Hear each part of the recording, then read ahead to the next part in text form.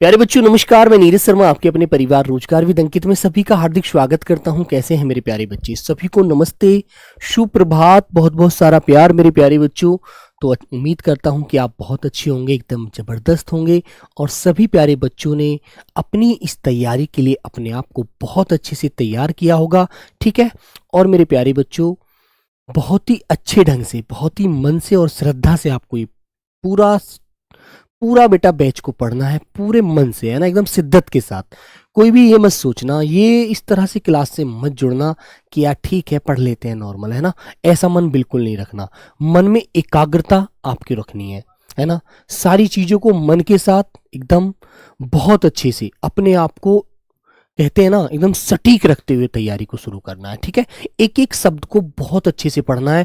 और जो मेरे प्यारे बच्चे सेल्फ बेटा अपने नोट्स बनाना चाहते हैं, बना लेना बहुत मन के साथ। ठीक है। तो आइए मेरे प्यारे बच्चों हम शुरू करते हैं। आज हमारी पहली क्लास है और मेरे प्यारे बच्चे पुलिस प्रशासनिक शब्द, है ना, इस बार लगभग मैं कहूं तो मेरे प्यारे बच्चों 10-10 क्वेश्चन हमारे उससे बने थे, है ना। लेकिन वो वे शब्द थे जो आपको व्यवहारिक याद होने चाहिए। ठीक है। तो हम उन सारे शब्दों को भी पढ़ेंगे और मेरे प्यारे बच्चों आंसर की आ जाएगी। उससे और ज्यादा चीजों को समझेंगे कि किस बेस पर कौन से शब्द और ज्यादा आए थे, है ना। तो आप लोगों को बेफिक्र होकर के पढ़ना है, बहुत अच्छे से मेरे साथ रहना है। ठीक है मेरे प्यारे बच्चों। हाँ, तन मन के साथ मेहनत करनी है बिल्कुल। ठीक है। आइए बच्चों तो बेटा हमारी क्लासों का टाइम क्या रहेगा, सबसे पहले आपको ये चीज पता होनी चाहिए। ठीक है। तो बेटा सबसे पहले देखो 9 बजे हिंदी की क्लास रहेगी आपकी, है ना। 9 बजे हिंदी की क्लास रहेगी मेरे प्यारे बच्चों। कितने बजे बेटा? 9 बजे आपके साथ मैं जुड़ूंगा रोज सुबह 9 बजे। फिर मेरे प्यारे बच्चे 9:15 से जो बच्चे इंग्लिश पढ़ना चाहते हैं वो विपिन सर के साथ जुड़ जाएंगे, है ना। जो बच्चे हिंदी पढ़ना चाहते हैं वो यहां पर रहेंगे, इस क्लास में मेरे साथ रहेंगे। लेकिन जो मेरे प्यारे बच्चे इंग्लिश पढ़ना चाहते हैं विपिन भाटी सर के साथ रहेंगे। ठीक है। ओके। फिर बात आती है बेटा गणित की। 10 बजे दीपक भाटी सर के साथ आप गणित पढ़ेंगे। ठीक है ना, बहुत अच्छे से। और मेरे प्यारे बच्चों 11 बजे आप लोगों को रीजनिंग की क्लास मिलेगी राहुल शर्मा सर की। ठीक है मेरे प्यारे बच्चों। फिर बेटा 11 बजे के बाद फिर आपकी क्लास होगी 3 बजे। बीच में आपको थोड़ा रेस्ट भी चाहिए, भी कंटिन्यू क्लास आप नहीं कर सकते। 3 क्लास आप सुबह कर सकते हैं लगातार, उसके बाद आप थोड़ा सा रेस्ट कीजिए। अन्य कोई अपना पानी वानी पी के अपने को थोड़ा सा मतलब और कुछ पढ़ाई कर लीजिए मन से थोड़ा, ताकि आपका दिमाग हैंग ना हो, है ना। नहीं तो रेगुलर तो आप परेशान हो जाएंगे, है ना बच्चों। तो बेटा फिर आपको ज्योग्राफी की क्लास मिलेगी आरुषि मैम की। ठीक है मेरे प्यारे बच्चों। फिर प्यारे बच्चे 4 बजे आपको साइंस की क्लास मिलेगी। 4 बजे, 3 बजे से आपकी क्लासेस शुरू हो जाएंगी। 3 से 4 होगी पहले आपकी ज्योग्राफी, इकोनॉमिक्स में ज्योग्राफी होगी पहले, है ना। फिर प्यारे बच्चों 4 बजे से आपकी साइंस होगी। ठीक है। फिर प्यारे बच्चों 5 बजे से आपकी पॉलिटी या हिस्ट्री में से आपको क्लास मिलेगी, पॉलिटी वाली, शायद पॉलिटी चलेगी पहले, जो भी वो आपको अजीत सर पढ़ाएंगे, है ना। और फिर मेरे प्यारे बच्चों जब ये सब क्लासें हो जाएंगी तो उसके बाद अभी आपको 6 ही क्लासें मिलेंगी। फिर उसके बाद आपकी स्टैटिक जीके की क्लास सोनवीर सर के माध्यम से स्टार्ट की जाएगी। ठीक है। ओके। अभी मात्र आपकी 6 क्लासें रोज चलेंगी, है ना बच्चों, मंडे टू फ्राइडे। और हो सकता है सैटरडे में यदि कोई भी अध्यापक ये सोचता है कि मैं बच्चों को कोई स्पेशल चीज पढ़ा दूं तो वो सैटरडे में अपनी क्लास लगा सकते हैं, वो स्वतंत्र है। ठीक है मेरे बच्चों। लेकिन सर ने आपको बताया था कि मंडे टू फ्राइडे आपकी क्लास रहने वाली है। आगे फिर पढ़ते हैं हम। तो मेरे प्यारे बच्चों इस बैच का नाम क्या है मेरे भाई? ये बैच है बेटा वीर बैच। क्या है मेरे भाई? वीर बैच। जिसका नाम ही वीर हो तो आप समझ सकते हैं। और आप वो बच्चे हैं जो देश के लिए हर तरह से कुर्बान होने को तैयार होते हैं, अपने मन से सोचकर रहते हैं कि बस देश के लिए जिएंगे, देश के लिए मरेंगे, जो भी है हमारे लिए तो देश के लिए है। और ऐसा सोचने के लिए हर इंसान के अंदर ताकत व बल नहीं होता। तो मेरे बच्चों वीर का मतलब जानते हैं क्या होता है? वीर का मतलब होता है बहादुर, साहसी, निडर, है ना, जो बिल्कुल डरपोक ना हो, एकदम योद्धा आदमी है यार। नहीं, हर व्यक्ति के अंदर वो खून नहीं होता, लेकिन आप वो 100 लगभग 40-45 करोड़ जनसंख्या में से आप वो व्यक्ति हैं जो इस बात को सोचकर के इस तैयारी को करते हैं, है ना। हर किसी के अंदर वो जज्बा नहीं होता दोस्तों। तो मेरे बच्चों वीर बैच, जिसका प्राइस अभी आपको कितना देना है? मात्र 639 रुपए में आपको ये बैच मिलेगा। आज तारीख क्या है बेटा? 15, कल है 16 और 17 तारीख की रात 11:59 मिनी 59 तक यह बैच आपको 639 रुपए में मिलेगा, जो 20% छूट के साथ होगा। ठीक है, जिस पर आपको 20% ऑफ मिलेगा मेरे प्यारे बच्चों। और याद रखना उसका कूपन कोड रहेगा GD20, GD20। लेकिन जैसे ही 18 तारीख की 12 बजेंगे और 12 बजकर मिनी सेकंड होगी ना एक, तुरंत ये बैच आपका, ये सारा चीज खत्म, तुरंत ये बैच हो जाएगा बेटा फिर आपका 799 रुपए का। ठीक है, तो मेरे प्यारे बच्चों ये छूट आपको जो मिलेगी वो मिलेगी बेटा 17 तारीख की रात 12 बजे से, जब 12 बजने में मिनी एक सेकंड की कमी रहेगी तब तक। अब आप लोग इसको 3 दिन यहां पर देख सकते हैं इतने पैसे में। ठीक है, अब एक क्वेश्चन और था कमेंट बॉक्स में, मैं देख रहा था कि भैया ऐप में ये क्लास हमारी कैसे आएगी।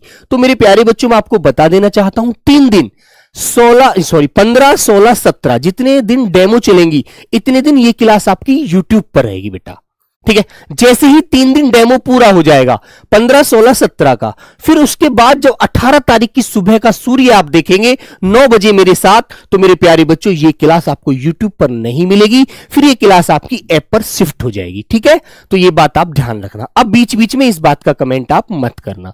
ठीक है, तो मतलब 18 तारीख से ये क्लास आपकी ऐप में मिलेगी, फिर आपको यूट्यूब पर नहीं मिलने वाली। तो 3 दिन आपकी यूट्यूब पर चलेगी। ओके, बस।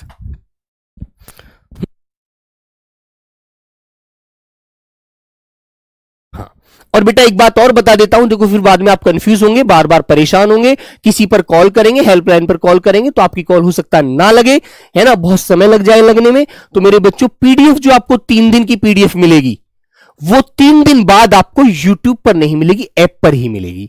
ठीक है, तो इसलिए 3 दिन आप परेशान बिल्कुल नहीं होंगे। ओके, मन लगाकर आपको पढ़ना है। ओके मेरे प्यारे बच्चों, चलिए बेटा तो बैच परचेज करने के लिए आपको बता देता हूं मेरे प्यारे बच्चों, इस तरह से आप ऐप डाउनलोड करेंगे रोजगार विद अंकित प्ले स्टोर से, उस पर आप क्लिक करेंगे, पेड कोर्स पर जाएंगे तो यहां पर आएगा रोजगार विद अंकित, ऐसे सारे चैनल के नाम खुलेंगे, जैसे RWS सिविल सर्विसेज, है ना, रोजगार विद अंकित, इस पर आप क्लिक करिएगा। और क्लिक करने के बाद बेटा पेड कोर्स आएगा, ऐसे क्लिक करेंगे तो आपका ये वाला कोर्स वीर बैच आपको नजर आएगा, जिसके लिए आप बाय नाउ पर क्लिक करते हैं। तो मेरे बच्चे बाय नाउ पर क्लिक करते ही अप्लाई कूपन का ऑप्शन आपको नजर आएगा, जिसमें आपको ये क्लिक करके GD20 डालकर पे ऑनलाइन, और फिर पे ऑनलाइन करके आप 639 रुपए में मात्र इस बैच को प्राप्त कर सकते हैं। ठीक है, तो मेरे बच्चों याद रखना, कोई भी बेटा 3 दिन में यदि बैच ले तो कूपन कोड का प्रयोग जरूर करना, बिल्कुल भी कूपन कोड को मत भूल जाना, अन्यथा मेरे बच्चों जो छूट मिलती है ना, एक विद्यार्थी के लिए 160 रुपए की छूट बहुत होती है दोस्तों, मैं समझ सकता हूं, तो वो आप पा लेना। चलिए बेटा, तो मेरे प्यारे बच्चों फिर एक सबसे सुंदर इस बैच में आपको क्या चीज रहने वाली है आपके साथ, वीर बैच में मेरे प्यारे बच्चों, जो सर के माध्यम से घोषणा की गई थी आपके लिए कि मैं इस बैच में 10 ऐसे एपिसोड लगाऊंगा, 10 ऐसे सेशन लगाऊंगा जिसमें मैं बच्चों के साथ जुड़ूंगा।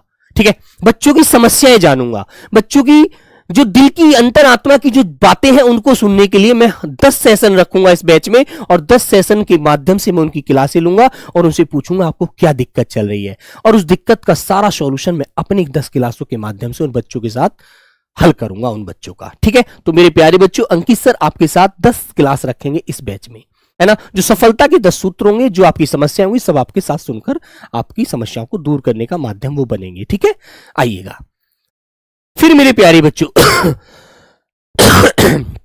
पुनः बेटा क्लास का टाइम टेबल यही रहेगा, 9 बजे हिंदी, 9:15 बजे अंग्रेजी, 10 बजे गणित, 11 बजे रीजनिंग, 3 बजे ज्योग्राफी इकोनॉमिक्स चलेंगे, एक सब्जेक्ट जब आपका खत्म हो जाएगा दूसरा शुरू हो जाएगा। फिर ऐसे ही मेरे बच्चों साइंस का प्रोग्राम रहेगा 4 बजे से, ऐसे ही बेटा पॉलिटी और हिस्ट्री का प्रोग्राम रहेगा 5 बजे से। फिर मेरे प्यारे बच्चों इन सारे टॉपिक को खत्म होने के बाद फिर स्टैटिक जी के लेकर आएंगे आपके लिए स्पेशल सोनवीर मलिक सर। ठीक है, आइए मेरे बच्चों अब बेटा वीर बैच में हम चलते हैं आगे, और इस में आपको क्या क्या मिलने वाला है वो आप जानते ही हैं। लाइव क्लास आपको मिलेगी, है ना, लाइव क्लास आपको मिलेगी मेरे बच्चे, डाउट ग्रुप आपको मिलेगा, क्लास नोट्स PDF आपको मिलेंगी, या तो आप अपने हाथ से बना लेना, नहीं तो आपको आप ही में से आपका भाई देगा। ठीक है, चलो आइए बच्चा, तो बेटा एक बात आप अच्छे से समझ लीजिए, इसमें हम टॉपिक क्या थे हमारे, इस टॉपिक के ऊपर बहुत ज्यादा इस बार हम परेशान हुए हैं, चर्चा आपने देखी होगी कि मेरे भाई जो हमने पढ़ा उन चीजों से कुछ चीजें अलग मिली हमें, है ना, कुछ चीजें अलग मिली। तो मेरे बच्चे अब तक के इतिहास में मैं कहूं तो 2011-10 के इतिहास से आप जानते चले आ रहे हैं, 2025 तक का इतिहास एसएससी जीडी का जो रहा है ना दोस्त, वो ये सारे टॉपिक रहे हैं, है ना। इससे पहले तो आपको ये पता है केवल शब्दावली पूछी जाती थी, लेकिन इससे पीछे फिर बेटा 23, 24, 25 वाले पेपर में कुछ संज्ञा, सर्वनाम, लिंग, वचन, विशेषण, कारक, इनसे भी ऐड करा गया, टॉपिक जोड़े गए, है ना। फिर अब क्या आता है, जो बात मैं आपको सबसे ज्यादा विशेष रूप से बताने वाला हूं वो ये बात है मेरे प्यारे बच्चों, जिस पर सबसे ज्यादा जोर आपको देना है। 2026 से 2026 जो अब चल रही है, इसमें बेटा ये 2 टॉपिक ऐड करे गए जो किसी बच्चे ने नहीं पढ़े थे, किसी अध्यापक ने नहीं पढ़ाए थे, क्योंकि आज से पहले ना पूछे गए थे एसएससी जीडी में, है ना। पुलिस प्रशासनिक और पत्राचार, जिससे लगभग 8-10 क्वेश्चन हर शिफ्ट में थे। पुलिस प्रशासनिक पत्राचार से 8-10 क्वेश्चन, दोनों टॉपिकों से कम 8 से 10 क्वेश्चन मिले, ठीक है। फिर 1-2 विलोम डाल दिया, 2 वर्तनी डाल दी, 2-4 वाक्य शुद्धि डाल दी, 1-2 15 क्वेश्चन पूरे कर गए। 5 क्वेश्चन का गद्यांश इन्होंने दिया, 5 क्वेश्चन का गद्यांश इन्होंने दिया, ठीक है। तो मेरे प्यारे बच्चों, ये हमारे 20 क्वेश्चन हिंदी में बने एसएससी जीडी में। तो अब हमें सबसे ज्यादा जो फोकस करना है, पढ़ना तो सब कुछ है, लेकिन ये टॉपिक भी बहुत अच्छे से रिवाइज कर लेना, हो सकता है कल को भी आगे हमारी परीक्षा में ये हमको मिल जाए, है ना। तो हम छोड़कर कुछ नहीं चलेंगे, बहुत अच्छे से सारी चीजों को पढ़ते चलेंगे, ठीक है मेरे भाई, ओके। आइए बच्चों, तो क्वेश्चन कैसे थे, कैसे क्वेश्चन पूछा था, देखो मैं आपको वो तो बाद में बताऊंगा, पहले आपको शब्द बताता हूं। कुछ क्वेश्चन पढ़ते हैं हम, कुछ शब्द पढ़ते हैं, कैसे कैसे शब्द थे हम उसमें। आइए मेरे बच्चों, देखो बेटा, पहला शब्द जैसे उसमें मैंने हिंदी में भी लिखवाया आपके लिए, क्योंकि कुछ बच्चे अंग्रेजी जब आज तक पढ़ी नहीं, अंग्रेजी से इंटरेस्ट नहीं रखा, तो अंग्रेजी के शब्द हम क्यों याद रखते, लेकिन हमें अब पढ़ने पड़ेंगे, अब हमारी मजबूरी है, ठीक है। हाँ, ओके मेरे प्यारे बच्चों। हाँ, तो बेटा जैसे पहला शब्द है एब्डक्शन। एब्डक्शन, अब एब्डक्शन होता क्या है, हमने आज तक पढ़ा ही नहीं, जिसका हिंदी अर्थ होता है बेटा अपहरण।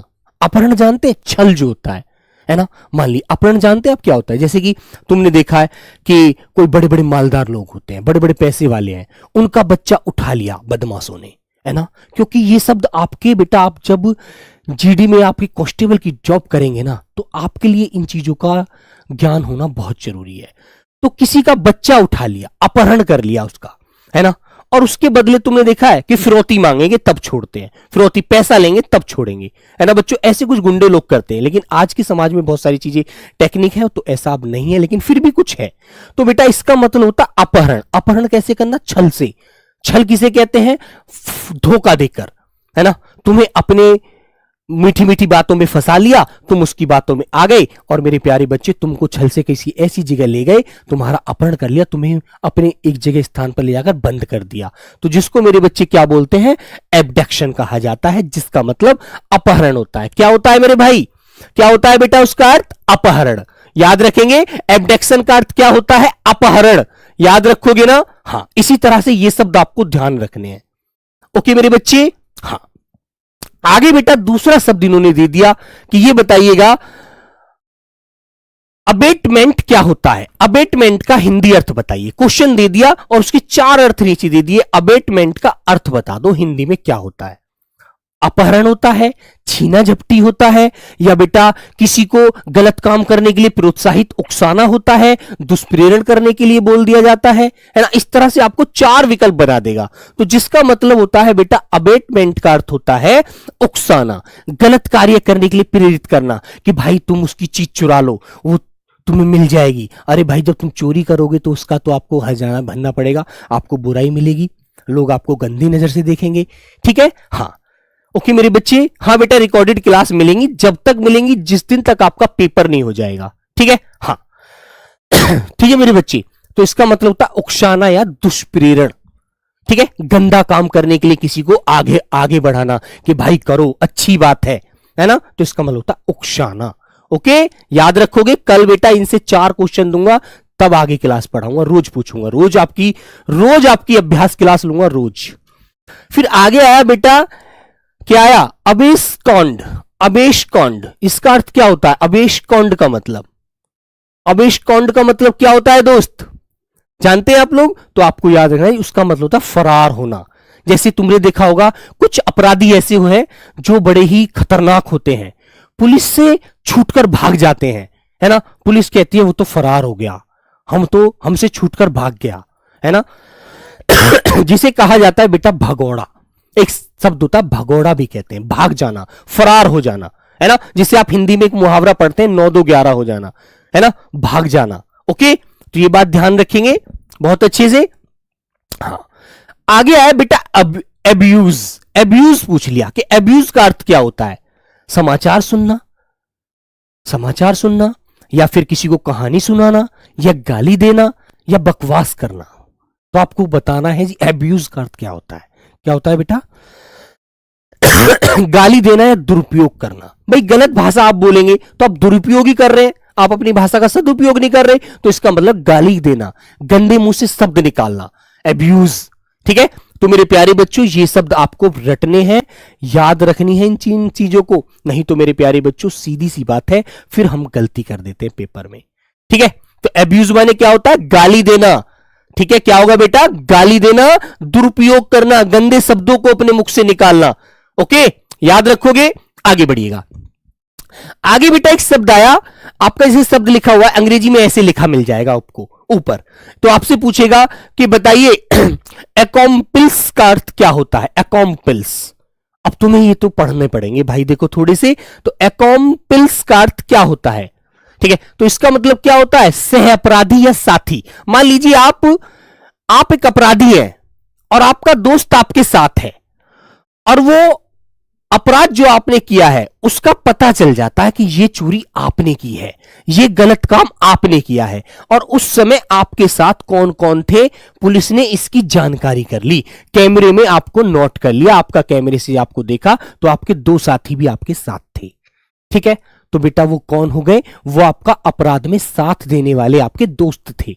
ठीक है, जो आपके कौन है वो आपके साथी हैं, आपके मित्र हैं, तो वो भी बेटा उस अपराध के बराबर हकदार हैं। समझे? समझ रहे हैं ना बच्चों?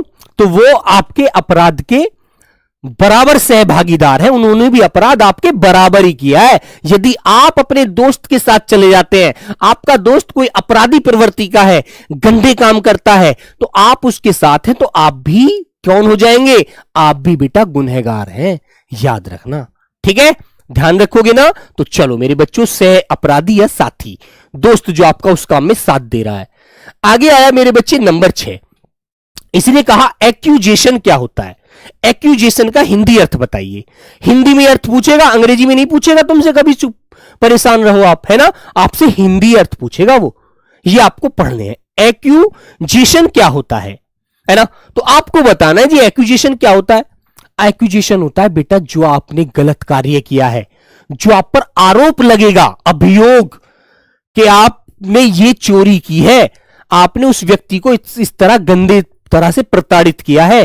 ठीक है, आप पर ये एक्यूजेशन लगाए जाते हैं, आरोप लगाए जाते हैं कि आप अपने आप को बचाने की कोशिश कर रहे हैं, आप आरोपी हैं, आपने ये घिनौना गंदा काम किया है, तो उसे कहते हैं बेटा एक्यूजेशन। किसे बोलते हैं एक्यूजेशन? सब लोग लिखकर बताएंगे किसे बोलते हैं? आरोप को। ओके, आरोप या अभियोग। समझ गए मेरे बच्चे? ध्यान रखोगे अच्छे से। कल बेटा इन्हीं में से आपको 4 क्वेश्चन प्रैक्टिस के रूप में दूंगा, पहले आकर फिर पूछ लूंगा, आगे बढ़ूंगा। एक्यूजेशन बोले तो अपराधी, सॉरी आरोप। फिर आता है एक्यूज्ड। एक्यूज्ड क्या होता है? ठीक है, तो एक्यूज्ड आज तक हमने पढ़ा नहीं, तो हमें तो टेंशन लेनी पड़ेगी, थोड़ी सी समझना है। एक्यूज्ड कौन होता है बेटा? आरोपी, जिसने वो आरोप किया है, जिसने वो गलत कार्य किया है, वो आरोपी है, जिस पर आरोप लगाया गया है ना। और आरोप भाई झूठा तो लगेगा, झूठा भी लगता है, सच्चा भी लगता है ना। तो ये तो बात आप जानते हैं। ठीक है, लेकिन हमसे यहां पर सच्चा झूठा कोई नहीं पूछेगा, हमसे सिर्फ उसका हिंदी अर्थ पूछेगा। ठीक है, तो मेरे बच्चे आरोपी या अभियुक्त, जिस पर आरोप लगता है ना, उसे क्या बोलते हैं? उसे बोलते हैं बेटा अभियुक्त। ठीक है, क्या आप एक्यूज्ड हो, आपको आरोपी माना गया है, उसमें आप अपनी सफाई फिर जाकर देंगे। पुलिस के बेटा यही शब्द होते हैं। ओके, आगे आता है मेरे बच्चे, अगला शब्द है हमारा एक्टिविट। क्या है बेटा? एक्टिविट। एक्टिविट का अर्थ क्या होता है? जानते हैं आप लोग, जब आपके ऊपर जांच की जाती है, आप दोषी नहीं पाए जाते तो आपका दोष मुक्त करना पड़ता है आपको, ठीक है। तो एक्विट का अर्थ क्या होता है? दोष मुक्त करना। तो जब आप अपराधी नहीं पाए जाते हैं तो आपको पुलिस क्या कर देती है? दोष से मुक्त कर देती है कि इसने ये कार्य नहीं किया, ये इस पर गलत आरोप लगाया गया, ठीक है। तो ये बेटा आपके व्यवहारिक शब्द आपको याद रखने, क्योंकि आप सेना के जवान हैं तो जवान के लिए क्वेश्चन आना चाहिए, ठीक है। क्लियर मेरे बच्चे? जैसे आपके अधिकारी ने आपसे क्वेश्चन पूछा कि रात जो व्यक्ति पकड़ा गया था, जो एक्यूज्ड पकड़ा गया था, आरोपी, क्या वो दोष से युक्त है, दोषी है? तो आप कहेंगे नहीं सर, वो एक्विट है।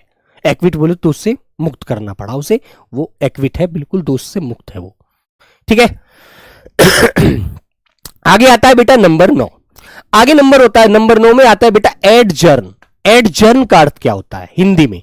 एडजर्न मानते हैं क्या होता है? क्या होता है मेरे बच्चों? इसका मतलब होता है स्थगित करना।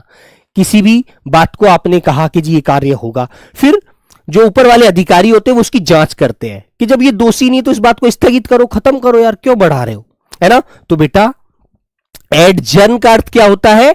स्थगित करना। तो ये वोकैब आपको याद करनी है रोज, और ये याद कैसे होगी? ये डेली मेरे साथ ऐसे ही प्रैक्टिस करने से होगी, ठीक है भाई। आगे आता है बेटा एडल्टरी। एडल्टरी किसे कहते हैं? कोई बच्चा बताएगा? आपने अब से पहले बहुत बार सुना होगा ये तो यार एडल्ट आदमी है ना, सुना होगा। व्यवहारिक शब्द होते हैं बहुत ज्यादा, नॉर्मल हमारे समाज में बोले जाते हैं, बोलते हैं ना कि यार ये तो एडल्ट आदमी है, एडल्ट। और यहां पर दिया है एडल्टरी। एडल्टरी का मतलब क्या होता है बेटा? व्यभिचार। अब तुम कहोगे भैया ये तो हिंदी का बड़ा कठिन शब्द है, व्यभिचार क्या होता है ना। मन में आएगा क्योंकि पढ़ा नहीं है अब से पहले। व्यभिचार उस व्यक्ति को कहते हैं मेरे बच्चे, मैं कहूं तो उस मतलब आचार विचार को कहते हैं जो व्यक्ति विवाहित है, शादीशुदा है ना, और वो शादीशुदा होने के बावजूद किसी गैर स्त्री से रिलेशन रखता है ना, रिलेशन रखता है उसके साथ, मतलब उसका आना जाना है, उसके साथ बैठना है, उसके साथ में लिविंग में भी रहता है, वो हर तरह से उससे संबंध है उसकी, है ना। तो एडल्ट्री व्यक्ति कहलाता है, ठीक है मेरे बच्चों। तो बेटा ये होता है व्यभिचार, तुम्हारा व्यभिचार करना मतलब गलत कार्य करना, एक शादीशुदा होने के बावजूद भी किसी गैर महिला से संबंध रखना। हाँ, कुछ भी बेटा, देसी शब्द तो बहुत सारे हैं, आप जानते हैं, सब व्यवहारिक है आप, है ना। हाँ, फिर मेरे प्यारे बच्चों अगला शब्द आता है नंबर 11। हमने कहा एफिडेविट। एफिडेविट ये तो शब्द सबने सुना है भाई, ये तो शब्द सबने सुना है कि हमारे यार फॉर्म में त्रुटि हो गई थी, एक ही जगह ई लग गया, तो हम एक एफिडेविट बनवा के ले जाएंगे, है ना। कहां से? अपनी तहसील से, अपनी कचहरी से, अपनी जो भी हमारे यहाँ कानूनी स्थान है वहां से, उसे नोटरी करा लेंगे वकील साहब से और उसको अपने कागजों में लगा लेंगे, जो डॉक्यूमेंट वेरिफिकेशन होगा। क्यों? क्योंकि ये जी मिस्टेक जो हुई है ना, एक ही जगह जो ई बना है, ये क्लरिकल मिस्टेक है, ये क्लरिकल मिस्टेक हो गई, अन्यथा मेरी मार्कशीट में मेरे नाम में ए ही है, ये गलती से ई लग गया। तो एफिडेविट का मतलब होता है बेटा शपथ पत्र, जिसे हल्फनामा कहते हैं। क्या बोलते हैं जिसे? हल्फनामा। एसएससी जीडी 2026 में पूछा गया शब्द है बेटा ये। ठीक है, जैसे ही आंसर की आ जाएगी मैं उसके क्वेश्चन, सारे क्वेश्चन आपको सारे क्वेश्चन कराऊंगा कि कैसे क्वेश्चन पूछे गए थे। ओके, हाँ, तो बिल्कुल आप परेशान बिल्कुल नहीं होंगे, ठीक है। ठीक है दोस्तों, तो ये आपको अच्छे से याद रखना है। तो बेटा मैंने आपसे पूछा कि बेटा एडजर्न क्या होता है? एडजर्न होता है सर स्थगित करना। एडल्ट्री क्या होता है? एडल्ट्री होता है सर व्यभिचार, ठीक है। ओके मेरे बच्चों, हाँ, इस तरह से आपको याद रखना है। तो अच्छे से समझ में आई बात? तो ये शब्दों का आपको अच्छे से ध्यान रखना है, मनन करके जाना है पेपर में, है ना। हाँ, आगे बढ़ते हैं। आगे आता है बेटा एलियास। एलियास का अर्थ क्या होता है हिंदी में? एलियास।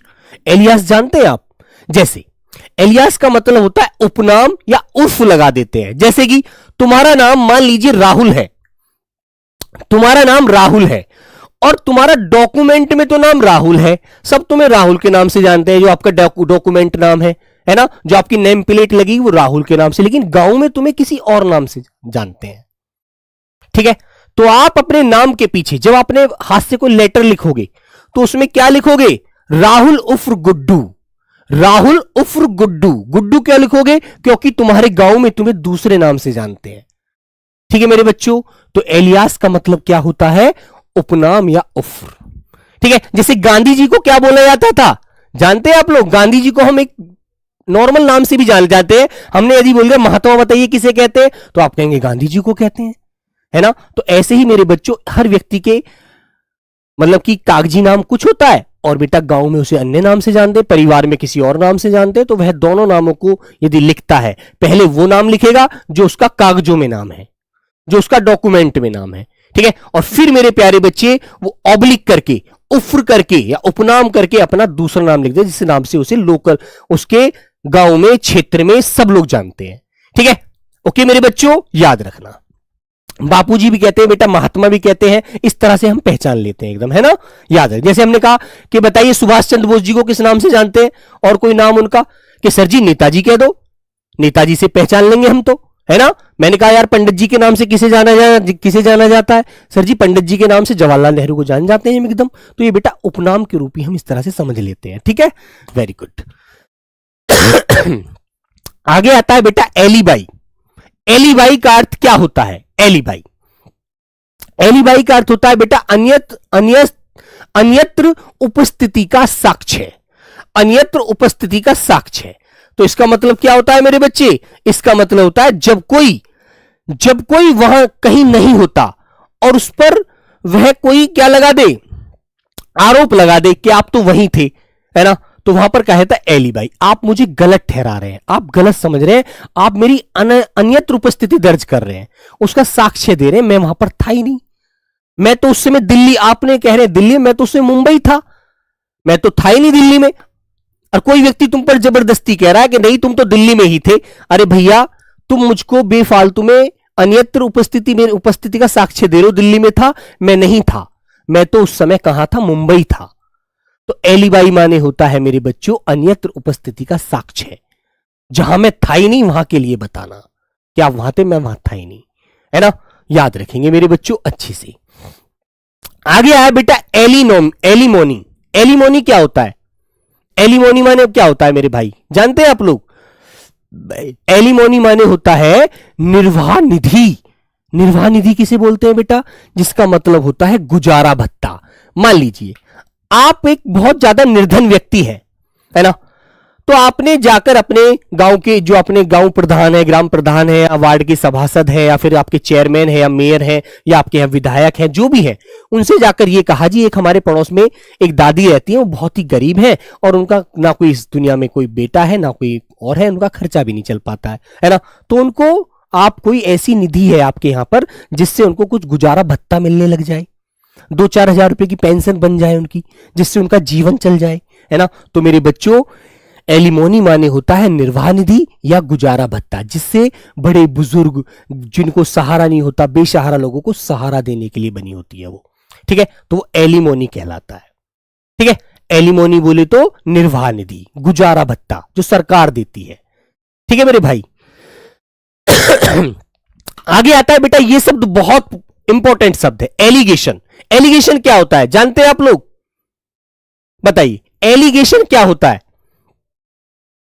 एलिगेशन, जब आप किसी पर बिना सबूत के, आपके पर सबूत तो है नहीं, प्रूफ तो आपके पास है नहीं, और आप किसी पर आरोप लगाते हैं। ठीक है, आरोप लगाते कि तुम ही ये दोषी हो, तुमने ही ये गलत कार्य किया है, तो आप उस पर एलिगेशन लगा रहे हैं, जिनके साक्ष्य आपके पास है नहीं, आपके पास कोई प्रत्यक्ष प्रमाण नहीं है, तो आपने क्या लगाया? उस पर एलिगेशन लगाया, बिना सबूत के झूठ बोल दिया आपने कि तुम ही गलत आदमी हो, तुम ही गंदे आदमी हो। अरे भाई उसे गंदा सिद्ध तो करो, गंदा सिद्ध करने के लिए आपके पास कुछ है नहीं, तो एलिगेशन होता है बेटा आरोप, और वह आरोप जिसका कोई पक्का सबूत ना हो। ठीक है, वेरी गुड। आगे आता है बेटा एनबुश। एनबुश, एनबुश का मतलब क्या होता है बताइए? एम्बुश, एम्बुश का अर्थ क्या होता है बेटा? घात लगाकर हमला करना, है ना? एम्बुश का मतलब जानते क्या होता है?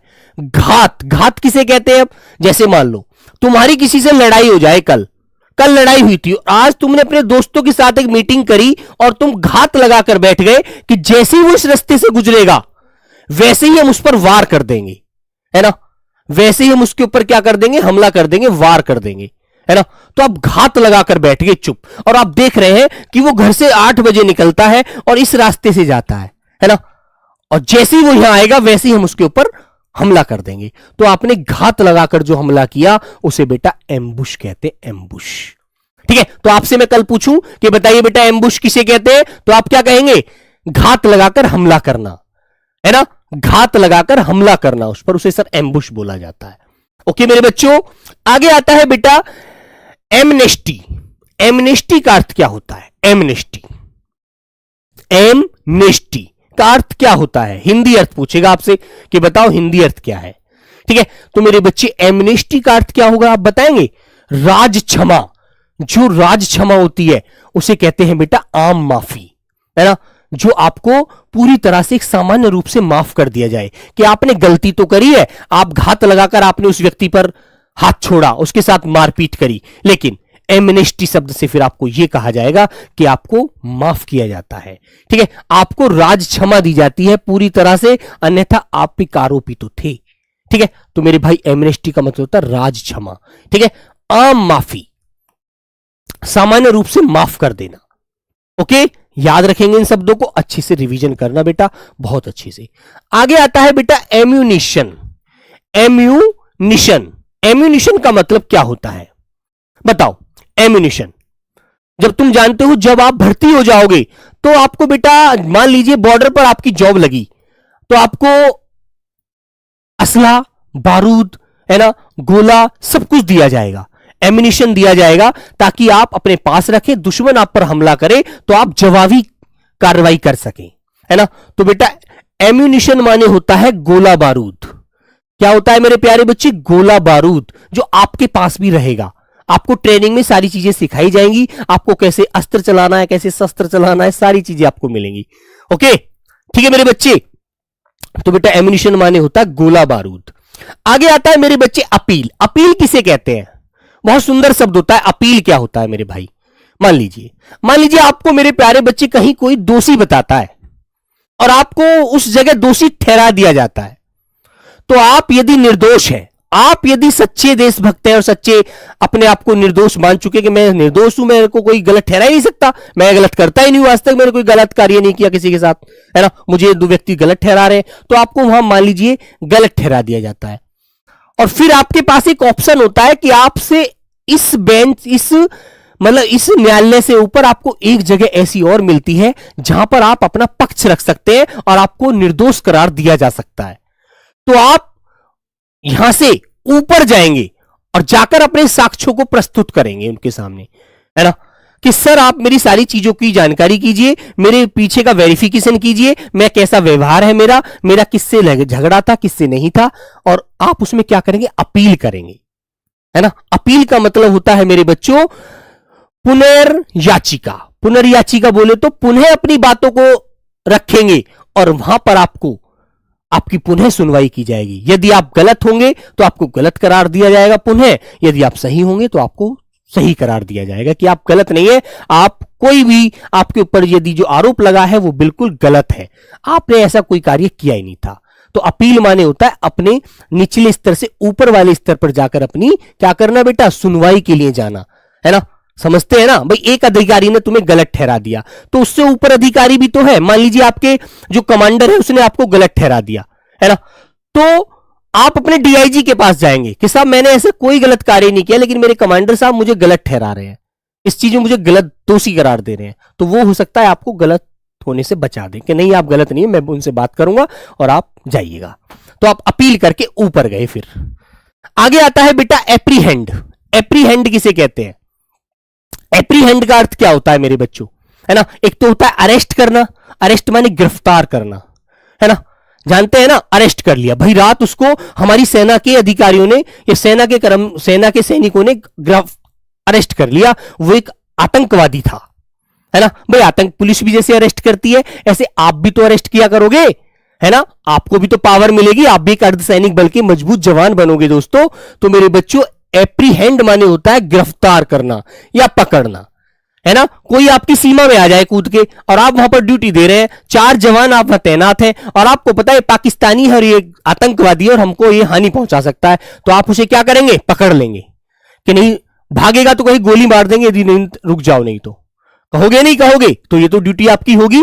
तो एप्रीहेंड माने होता है बेटा गिरफ्तार करना या पकड़ना, ठीक है, वेरी गुड। और अरेस्ट करना, पुलिस की भाषा में अरेस्ट करना भी हम गिरफ्तारी होता है, डिटेन माने भी गिरफ्तारी होता है दोस्तों, ठीक है, वेरी गुड। और लेकिन डिटेन क्या होता है, जैसे कि आप अपने ऑफिस में हैं तो आप गलत किसी कार्य की योजना बना रहे हैं, तो पुलिस वाले आएंगे, उन्हें पता लग जाएगा कि आप कोई गलत कार्य की योजना बना रहे थे, तो आपको वो कहेंगे कि आप वहां पहुंच ना पाए उस जगह, तो आपको उसी ऑफिस में डिटेन कर देंगे, आप यहीं रहिएगा, यहीं खाना खाओ, यहीं पानी पियो, आप इससे बाहर नहीं जाओगे, हम तुमको नहीं छोड़ेंगे जब तक वो चीज वहां पर शांत नहीं हो जाएगी। ओके मेरे बच्चों, ठीक है, तो याद रखिएगा। आगे आता है बेटा आब्री टेंशन। आब्री टेंशन, आब्री टेंशन का अर्थ क्या होता है मेरे बच्चे, मान लीजिए आपके बीच में झगड़ा हो जाता है, भाई दो पक्षी तो होते हैं झगड़ा होने के लिए, ए पक्ष और बी पक्ष, दोनों में झगड़ा हो गया, तो आपके बीच में कोई ना कोई ऐसा व्यक्ति तो होगा, समझदार व्यक्ति, जो आपके बीच में, आप दोनों के बीच में जो झगड़ा हुआ उसकी मध्यस्थता करेगा, कह रहे भाई तुम भी शांत हो जाओ, तुम भी शांत हो जाओ, तुम्हारी ये गलती है, तुम्हारी ये गलती है ना, तुमको ऐसे नहीं बोलना चाहिए था, तुमको ऐसे नहीं बोलना चाहिए था, है ना, तो दोनों कहेंगे हाँ सर हमारी गलती है, हम माफी चाहते हैं, आगे से हम दोनों आपस में नहीं लड़ेंगे, ठीक है। तो मेरे बच्चों मध्यस्थता होगी, पंच फैसला हो गया वो, कि भी चलो जब नहीं मानते हैं लोग तो 5 लोग आते हैं जो समाज के मुख्य व्यक्ति होते हैं, है ना, तो वो कहते हैं भाई ये मुद्दा कैसे कैसे हुआ, किसने लड़ाई दी, किसने गाली दी पहले, है ना, लड़ाई क्यों हुई ये, तो फिर वहां पर वो बात बैठकर करते हैं कि साहब इसने मुझको ऐसे कहा, इसने मुझे ऐसे कहा, कि भाई देखो तुम्हारी ये गलती है, तुम्हारी ये गलती है, हम 5 लोग इस बात में, इस चीज में डिसीजन लेते हैं कि तुम लोग अब इस बात को यही निपटारा करो इसका और अपने काम पर ध्यान दो। तो मेरे प्यारे बच्चों मध्यस्थता है, पंच फैसला। गांव में नहीं होते पंच, के गांव में तुमने पंच नहीं देखे बेटा, नहीं, शहरों में तो कोई पंच नहीं होता, है ना, शहर में तो कोई किसी का पंच नहीं होता, गांव में जरूर पंच होते हैं, जैसे हमारे बाबा हैं, हमारे परिवार के दूसरे ताऊ जी हैं, है ना, होता है ना मेरे बच्चे, तो पंच ही तो होते हैं, गांव के प्रधान जी है, भाई आकर के उसका फैसला करा दो, 2 परिवारों में लड़ाई हो गई, होता है ना, तो ये तो व्यवहारिक चीजें आपको ध्यान रखनी है, ठीक है मेरे बच्चों। तो आर्बिट्रेशन माने क्या होता है मेरे भाई, मध्यस्थता या पंच फैसला। आगे आता है बेटा आर्मरी। आर्मरी किसे बोलते हैं, है ना, आर्मरी का मतलब क्या होता है, जहां पर तुम्हारे शस्त्र रखे होते हैं, है ना, शस्त्रागार, शस्त्र माने जो हथियार होते हैं बेटा, जैसे बंदूक है, राइफल है, पिस्टल है ना, जब आप भर्ती हो जाओगे तो आपको बहुत सारे हथियार देखने को मिलेंगे सेना में, है ना, और वो हथियार एक ऐसी जगह होती है हमारे यहां, हमारे ऑफिस में, जैसे कि हमारी छावनी है, जहां पर वो हथियार रखे जाते हैं, जमा किए जाते हैं, है ना। आपकी ड्यूटी मान लीजिए सुबह को 8 बजे से दोपहर के 2 बजे तक आपकी ड्यूटी रहती है, तो आपको असला लेने की, असला के साथ ड्यूटी देनी होती है, तो आप जो भी आपका अधिकारी होता है, कर्मचारी होता है, जो असला आपको इशू करता है कि ये नंबर असला, ये नाम का व्यक्ति इस नंबर का कांस्टेबल लेकर गया, तो तुम्हें वह असला कहां से मिलेगा, शस्त्रागार से ही मिलेगा, और फिर अपनी ड्यूटी खत्म होने के बाद वो असला आपको शस्त्रागार में जमा करना पड़ेगा कि लीजिए, और आप उसे जमा करने की रिपोर्टिंग वहां अपने नाम से दर्ज करेंगे, और क्या करेंगे मेरे बच्चों, वहां पर अपने सिग्नेचर करेंगे, हस्ताक्षर, और जो व्यक्ति ने आपको दिया है असला वो अपने हस्ताक्षर का, हाँ मैंने उससे जमा कर लिया उसकी ड्यूटी खत्म होने के बाद, ठीक है। तो मेरे बच्चे शास्त्रागार का मतलब होता है, शास्त्रागार या आयुधागार का इनका मतलब होता है असला जहां रखे होते हैं, असला रखे होने की जगह जो होती है, ठीक है मेरे बच्चे, हाँ ठीक है, लॉक किया जाए। आगे क्या आता है बेटा, आगे आता है आर्म्स। आर्म्स क्या होता है, आर्म्स जानते हैं आप लोग, हथियार, हथियार जिसे हम अस्त्र और शस्त्र दोनों रूप से जानते हैं, शस्त्र, ठीक है। अब अस्त्र और शस्त्र में तो अंतर आप जानते हैं नहीं जानते हैं, हथियार 2 प्रकार के होते हैं बेटा, एक तो हथियार वो होता है कि उठाया पत्थर और फेंक कर मार दिया, एक तो वो भी हथियार है, लेकिन वो क्या है, अस्त्र है वो, है ना, जो हाथ में नहीं होता, ए माने नहीं, है ना, बिना हाथ के चला रहे हैं, फेंक कर मार दिया हाथ से उठाकर, वो अस्त्र हो गया। लेकिन जो हाथ में पकड़कर चलाते हैं, जिसे जैसे रिवॉल्वर, पिस्टल, राइफल आप चलाते हैं तो हाथ से पकड़कर चलाते हो ना, हाथ में रहती है आपके, और उससे जो बुलेट होती है उसकी गोली निकल जाती है ना, तो हाथ से पकड़कर आप चलाएंगे तो वो शस्त्र कहलाता है, शस्त्र, से माने 7, किसके अस्त्र, हाथ के, हाथ के साथ पकड़कर चलाया जा रहा है तो वो शस्त्र है। इन चीजों को याद रखो। एसएससी जीडी में बेटा हर बार ये क्वेश्चन आता है ना। इस बार शायद इन्होंने नहीं दिया, लेकिन पीछे का कोई भी एग्जाम उठाइए आप, इतिहास गवाह है मेरे बच्चों, हर बार ये क्वेश्चन बनता है। अस्त्र और शस्त्र जरूर पूछा जाता है। ठीक है, बंदूक क्या है? एसएससी जीडी में आया हुआ क्वेश्चन है जी, बंदूक शस्त्र है, शस्त्र है। लेकिन कुछ हमारे ऐसे बड़े बड़े आयोग हैं वो कहते हैं जी बंदूक अस्त्र है। वो इसलिए कहते हैं ताकि जी गोली तो निकल ही जाती है, लेकिन एसएससी जो आयोग है वो बेटा शस्त्र मानता है, इसलिए आप शस्त्र याद रखिएगा। ठीक है मेरे बच्चे, हाँ ओके भाई, तो ये बात आपको ध्यान रहेगी। आगे बढ़ते हैं। जैसे बेटा देखो अरेस्ट, अभी मैंने पीछे पढ़ाया था ये शब्द, यहां पर देखो आपको मैंने पढ़ाया था मेरे बच्चों, यहां पर ये पढ़ाया था मैंने एप्रीहेंड। एप्रीहेंड माने गिरफ्तार करना, और देखो फिर इससे जुड़ा हुआ शब्द आया है अरेस्ट। अरेस्ट माने भी क्या होता है? गिरफ्तार करना। अब तुमसे क्वेश्चन कैसे आ जाएगा? सिंपल क्वेश्चन आ गया। ठीक है, एक क्वेश्चन आ गया कि ये बताओ अरेस्ट का हिंदी अर्थ क्या होता है। नॉर्मल क्वेश्चन ऐसे दे दिया उसने, देखो बेटा क्वेश्चन आ गया अरेस्ट का हिंदी अर्थ बताओ।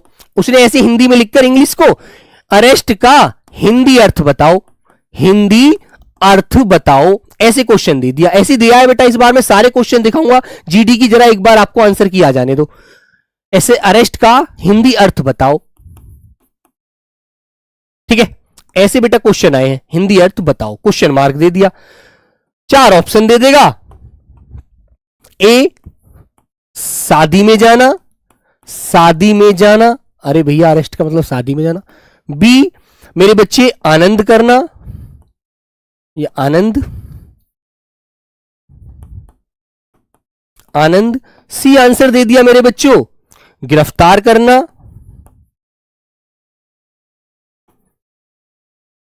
और डी आंसर दे देगा भैया जन्मदिन मनाना, जन्मदिन मनाना, बर्थडे मनाना।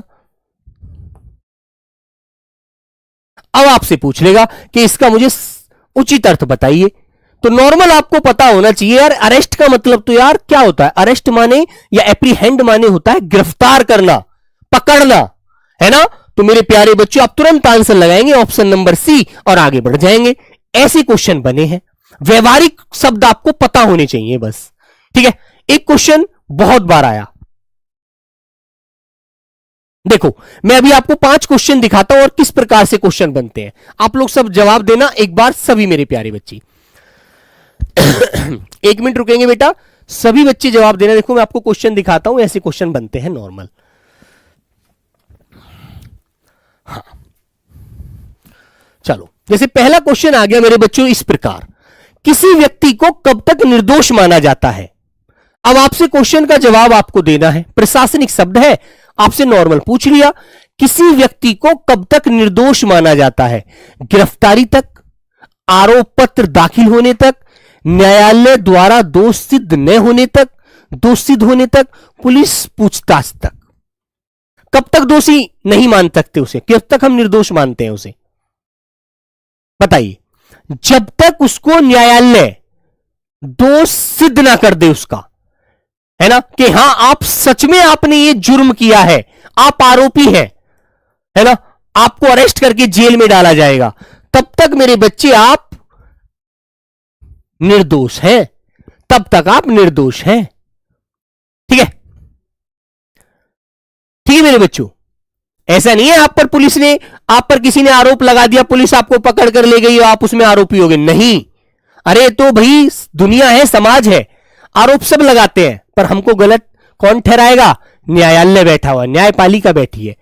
ठीक है, अगला क्वेश्चन मेरे प्यारे बच्चे, पुलिस द्वारा गिरफ्तार आरोपी को सामान्यतः कितने घंटे के भीतर मजिस्ट्रेट के समक्ष प्रस्तुत किया जाना चाहिए? ये पुलिस को बेटा नियम में, मतलब विधि का विधान है, नियम पता होने चाहिए कि इतने समय के अंदर हम आरोपी को, यदि हमने कोई गिरफ्तार किया है व्यक्ति, तो उसे हम थाने में नहीं रख सकते, पुलिस चौकी में नहीं रख सकते, उसे हमें किसमें? न्यायालय में पेश करना पड़ेगा ले जाकर। तो कितना समय? 12 घंटे, 24 घंटे, 48 घंटे, 72 घंटे।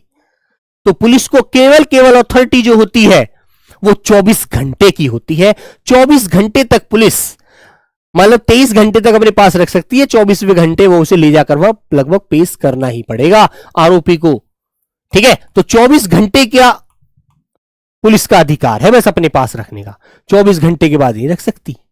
ठीक है, ऐसे क्वेश्चन आपको याद रखने हैं। क्वेश्चन आया एसएससी जीडी में बेटा, आया हुआ क्वेश्चन है, दीजिए, है ना, आ जाने दो बेटे, एक बार आंसर की को दिखाता हूं आपको सारी चीजें। एफआईआर दर्ज करने का दायित्व किसका है?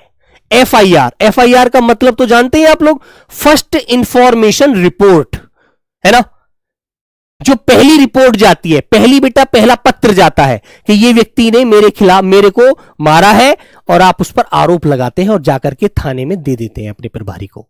ठीक है, तो मेरे बच्चे एफआईआर दर्ज करने का दायित्व किसका होता है? ग्राम प्रधान का? नहीं। पुलिस थाना प्रभारी, पुलिस अधिकारी का, न्यायाधीश का, या तहसीलदार का?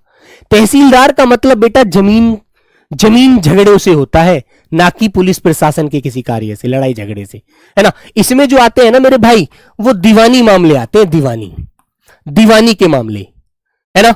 न्यायाधीश तो मेरे बच्चों जजमेंट करता है, तो आंसर होता है ऑप्शन नंबर बी। पुलिस का जो अधिकारी होता है, एसएचओ हो सकता है, इन्वेस्टिगेशन ऑफिसर आईओ हो सकता है ना, सब इंस्पेक्टर हो सकता है, उनको अधिकार होता है, वो उस चीज पर जांच पर कार्य करते हैं, उनका दायित्व होता है आपकी एफआईआर दर्ज करने का। ठीक है, अगला क्वेश्चन, एफआईआर का मुख्य उद्देश्य क्या है?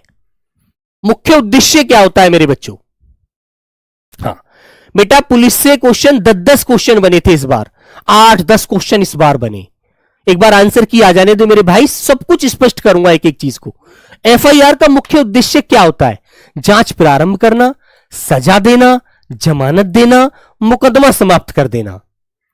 तो जब तुम्हारे खिलाफ कोई एफआईआर कर देता है, तो एक पुलिस का अधिकारी आपके घर, आपके पड़ोस में आकर आपकी जानकारी लेता है कि यह व्यक्ति कैसा है, आरोपी है कि नहीं सर, वो उस पर झूठे आरोप लगाए जा रहे हैं, है ना। तो वो आपके खिलाफ आपकी जांच करेगा, खिलाफ नहीं सॉरी, आपके खिलाफ तो जिसने एप्लीकेशन लगा दी, है ना, वो व्यक्ति एप्लीकेशन लगाकर आ चुका है एफआईआर करके, अब एक पुलिस का अधिकारी आएगा और वो जांच करेगा कि वो व्यक्ति सच में ही ऐसा है या झूठा उस पर आरोप लगाया जा रहा है। तो मेरे बच्चे, इससे जांच प्रारंभ हो जाती है, शुरुआत हो जाती है तुम्हारे प्रति कि तुम कैसे व्यक्ति हो, तुम आरोपी हो या नहीं हो। Okay, very good. तो इस तरह के क्वेश्चन मेरे प्यारे बच्चों बनते हैं। अगला क्वेश्चन आता है बेटा, एफआईआर का पूरा नाम क्या होता है? फुल फॉर्म पूछ लेगा, एक आध क्वेश्चन ऐसा बेसिक पूछ लेता है, हिंदी अर्थ ना पूछ करके ऐसा क्वेश्चन पूछ लेता है कि ये बताइए एफआईआर का पूरा नाम क्या है। तो आपको बेटा फुल फॉर्म इसकी तो याद रखनी पड़ेगी, ऐसे ऐसे नॉर्मल शब्दों की। ठीक है, ये एसएससी जीडी का फंडा है बेटा, याद रखना। तो वो कहेगा एफआईआर का पूरा नाम क्या है जी? Final investigation report, first information report, first inquiry report, first investigation record, formal investigation report, है ना।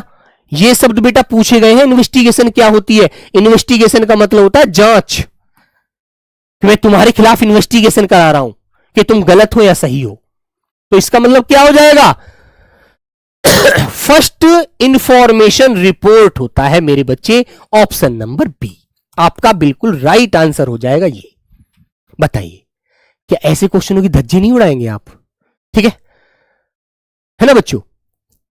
तो बेटा बिल्कुल बेफिक्र होकर के, है ना, मां शारदा को मन में रखते हुए आप लोगों को यह कसम खानी है, यह प्रण लेना है मेरे साथ कि पूरी शिद्दत के साथ मेहनत करेंगे, है ना बेटा। सही और गलत करने वाला, निर्णय करने वाला तो भगवान है, लेकिन अपनी मेहनत में कमी करना वो हमारा ही एक इल्जाम है। हमें अपनी मेहनत में कभी कमी नहीं करनी चाहिए, भले ही रिजल्ट कुछ भी हो उसका फिक्र नहीं करना चाहिए, लेकिन यदि दिल से मेहनत की जाती है, शिद्दत से मेहनत की जाती है, पूरी अंतरात्मा के साथ बेटा प्रण लिया जाता है किसी कार्य को करने का, तो मां सरस्वती भी ये सोचती है जब ये बच्चा पूरे घुटने टेक चुका है तो मैं इसकी जिंदगी से कामयाबी शब्द को हटा नहीं सकती। ठीक है, तो मेरे प्यारे बच्चों ये बात याद रखिए, आप पूरे दिल से मेहनत करोगे तो भगवान तुम्हारे झोली में जरूर वो डालेंगे जिसके आप वाकई ही योग्य हैं। ठीक है, तो मेरे प्यारे साथी आज की क्लास को मैं यहीं रखूंगा। ठीक है, एक बार पुनः मैं बता देता हूं बेटा, ये बैच आपको 3 दिन 639 रुपए का मिलेगा। ठीक है, जिस भी प्यारे बच्चे को लेना है बेटा, आज कल परसों 17 तारीख की रात 12 बजे से पहले पहले ले लेना। ये आपको 160 रुपए की जो छूट है मेरे बच्चों लगभग वो यहीं पर मिल जाएगी। ओके, हाँ, ये क्लास बेटा रिकॉर्ड रहेंगी आपके पास तब तक रहेंगी जिस दिन तक आपका पेपर नहीं हो जाएगा, अंतिम पेपर। ठीक है, और मेरे बच्चों ये आप ऐप डाउनलोड कर लेना, RW ऐप, ऐसे आपको परचेज करना है। और क्लास का टाइम मैं फिर आपको बता देता हूं मेरे प्यारे बच्चों। क्लास का टाइम टेबल 9 बजे हिंदी रहेगी, 9:15 बजे इंग्लिश रहेगी, 10 बजे बेटा मैथ रहेगा, 11 बजे मेरे प्यारे बच्चों आपकी रीजनिंग रहेगी। ठीक है, और मेरे प्यारे साथी 3 बजे आपकी ज्योग्राफी इकोनॉमिक्स होगी मेरे बच्चे, 4 बजे साइंस होगी और 5 बजे पॉलिटी हिस्ट्री की क्लास होगी। और फिर जब इनमें से कोई सब्जेक्ट आपका खत्म हो जाएगा 6 क्लासों में से, तो फिर आपकी क्लास स्टैटिक की शुरू कर दी जाएगी सोनवीर सर के माध्यम से। ठीक है, ओके मेरे बच्चों, तो ये शब्द आपको बहुत अच्छे से, है ना, आपका दिल करे स्वयं नोट करने का तो खुद कर लेना, नहीं तो इस पीडीएफ को तो मैं आपके ऐप में 18 तारीख में डलवा ही दूंगा। आप बिल्कुल बेफिक्र होकर के ऐसे ही मेहनत करते रहना। ठीक है, तो एक बार क्लास को जाते जाते लाइक और शेयर जरूर करके जाना, और क्लास कैसी लगी ये जरूर बताना, और मैं आपके लिए क्या नया कर सकता हूं ये भी जरूर बताना, क्योंकि हो सकता है मैं अपने अकेले दिमाग से सारी चीजें ना सोच पाया हूं, तो आप लोग यदि थोड़ी सी मेरी हेल्प करेंगे तो मुझे हो सकता है मैं आपको और अच्छा आपके लिए कर पाऊं। ठीक है बेटा, ठीक है मेरे प्यारे बच्चों, तो सभी को मेरा प्रणाम, नमस्ते, जय हिंद।